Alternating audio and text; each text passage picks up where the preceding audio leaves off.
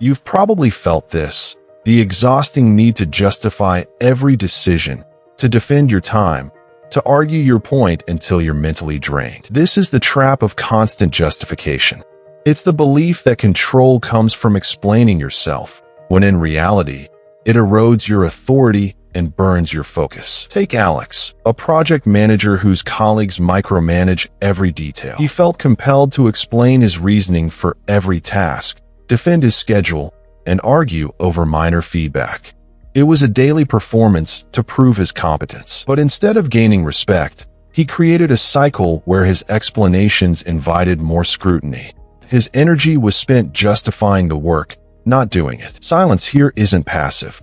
It's the strategic skill Alex was missing, the power to stop feeding the cycle. So what changed for Alex? He started by observing a colleague who never rushed to fill the silence. When you argue or over-explain, you trigger a psychological defensiveness loop in others. It signals you're negotiating from a weaker position. A study on power perception found that individuals who spoke less in group discussions, but spoke decisively, were consistently rated as more authoritative and competent. This works because of the illusion of transparency. We feel our reasons are obvious, but they're not. Withholding the immediate explanation creates a vacuum for others to mentally engage, often in your favor. For Alex, this meant stopping the reflex to justify a delayed report. The silence forced his micromanaging boss to actually read his update, shifting the dynamic from defense to calm assurance. The mechanism isn't mystical. It's a deliberate withdrawal from a game you can't win by talking more. And that creates the space for a new kind of power to form, which leads to the practical question: how do you build this reflex when every instinct says to explain? That's where a simple 24-hour practice begins. So Alex began with a simple, brutal rule. For the next 24 hours, no unnecessary explanations. Not for being 5 minutes late, not for a different lunch choice, not for a closed office door. The goal wasn't to be rude, but to break the reflex, to feel the anxiety of the unsaid space and let it sit. He started small.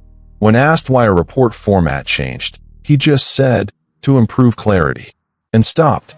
The questioner nodded and moved on. The practice built a muscle. He then applied it strategically. In a budget debate, instead of arguing, he asked a single question and waited. The room's energy shifted to fill his silence. The final test was a direct confrontation.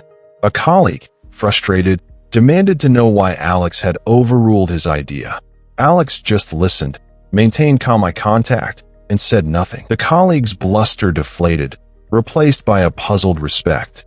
The authority wasn't in winning the argument, but in refusing to play the game at all. That's the transformation. From a reflex of self-justification to a chosen stance. Your silence isn't empty. It's a container others fill with their own assumptions, often granting you more authority than your words ever could. The power isn't in the silence itself, but in the unshakable calm of the person who can wield it. You stop defending your position, and your position simply becomes